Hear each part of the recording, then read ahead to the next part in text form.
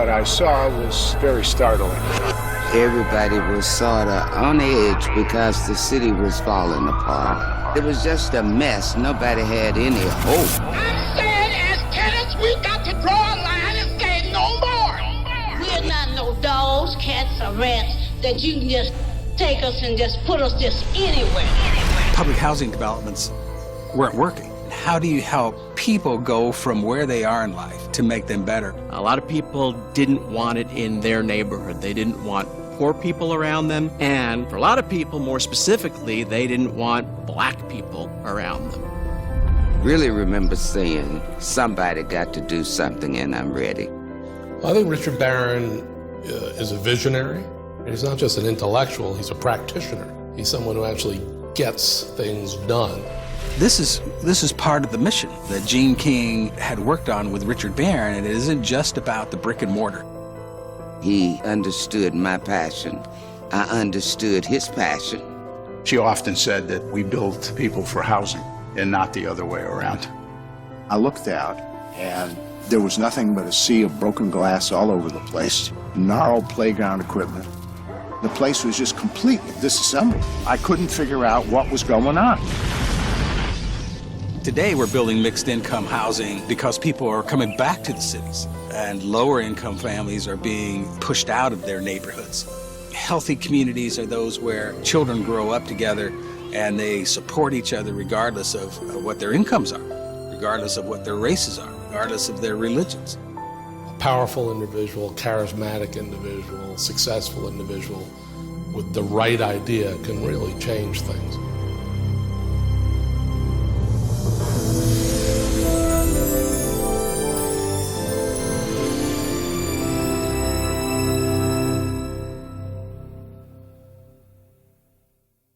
Hello world, and welcome back to the Bonita Show.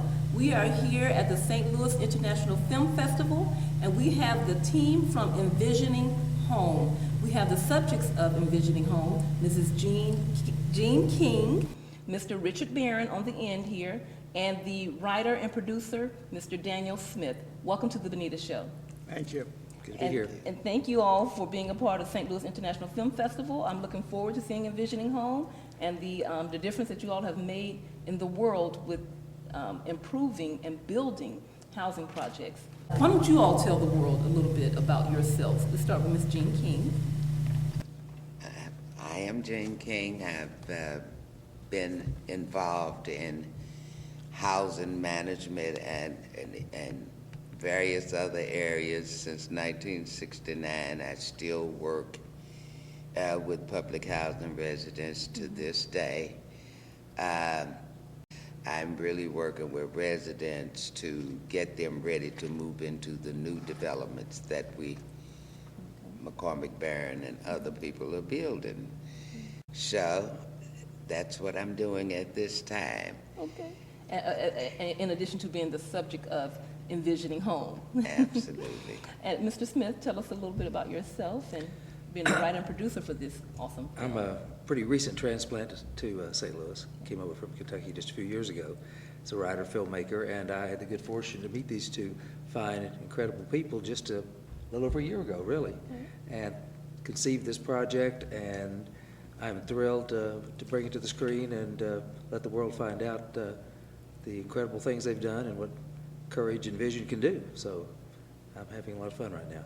All right, all right. And Mr. Barron?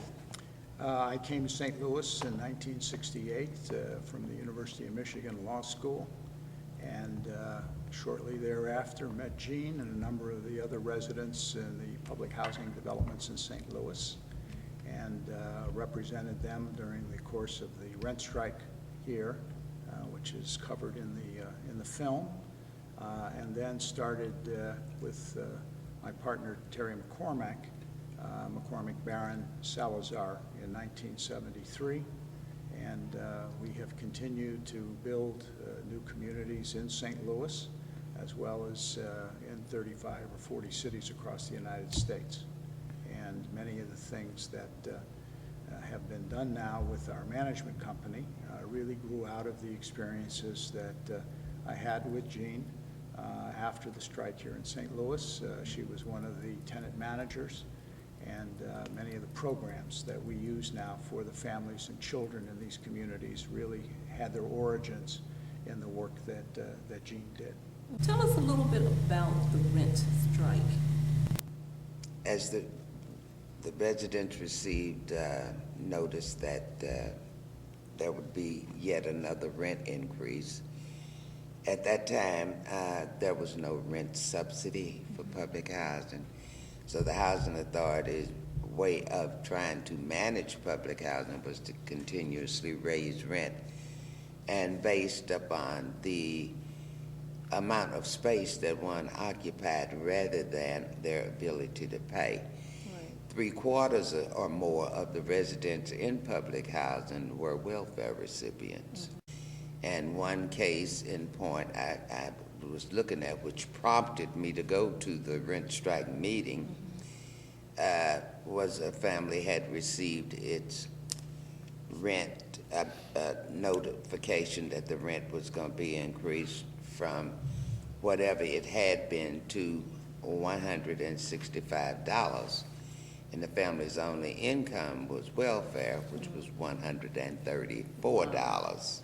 So that's what prompted me to go to that meeting to see what everybody else was talking about, and somehow got elected to lead the rent strike, and I've been working in public housing. So the rent strike is what spawned you and Mr. Barron to build better communities in our inner cities, have better housing facilities, and not just here in St. Louis, all over the nation. Absolutely. What was it about this story, Mr. Smith? It occurred to me that this is a classic example of a local story that has national implications. They have worked wonders in the city of St. Louis for these past 40-something years, but if the film takes you out to 3 or 4 of the other cities just to sample what Richard's vision and Jean's involvement in resident empowerment have done for public housing throughout the country. I mean, really reinvigorated it, what's called mixed income housing, so that the poor are not warehoused and isolated, make tall high-rises, among other things. But also, hopefully your viewers just in this interview can glimpse this, these are 2 incredible characters.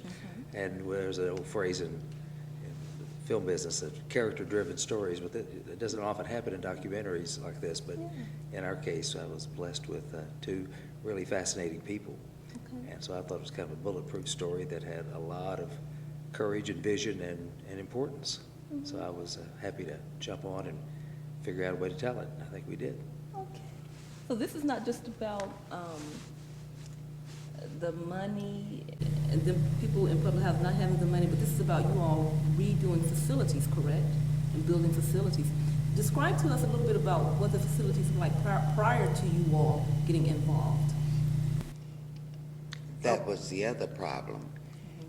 Maintenance was low, I mean, almost non-existent. All the buildings were dilapidated and falling apart. They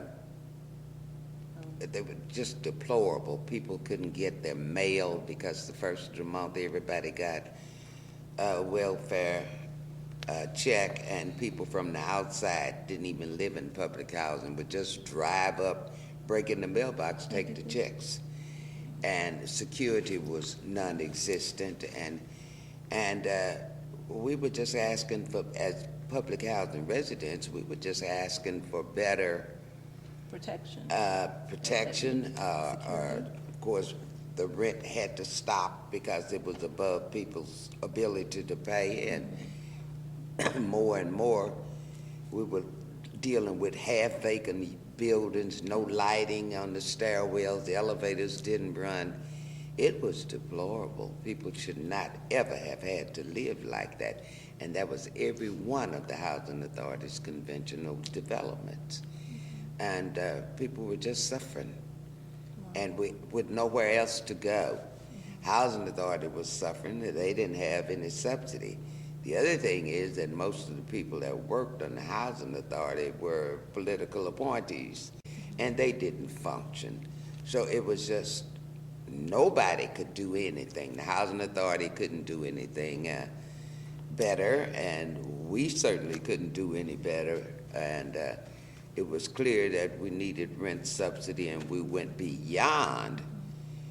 And through Congressman Clay and Senator Brooke of Massachusetts, we eventually ended up with rent subsidy for public housing, which now flows throughout the entire country. What would be the one big takeaway? The extraordinary talents that exist in our neighborhoods throughout the United States. The importance of giving individuals an opportunity to succeed, creating a way for new housing development to be an economic development tool to assist families, and with the kind of human capital programs that have been developed over the years now in terms of job training, after-school programming, summer programming, and the like. The importance of integrating programs for families and children with the built environment. And it's really that combination of things that evolved from the partnership that I had with Gene, and the ideas that got started initially with Gene in terms of the tenant management program, and that we've subsequently applied in many, many communities across the United States. And how was working with Mr. Epperson, I believe was the director? Jason is a terrific director. He was finished second on the famous On the Lot series years ago when Steven Spielberg handpicked 20 people out of 12,000 that applied to submitted films to be who would be the next young director. He finished second, nationwide reality show that was on Fox. And he's got a great eye, and he cares about people, and I think he was a perfect fit to direct this show, so I was thrilled to bring him on board.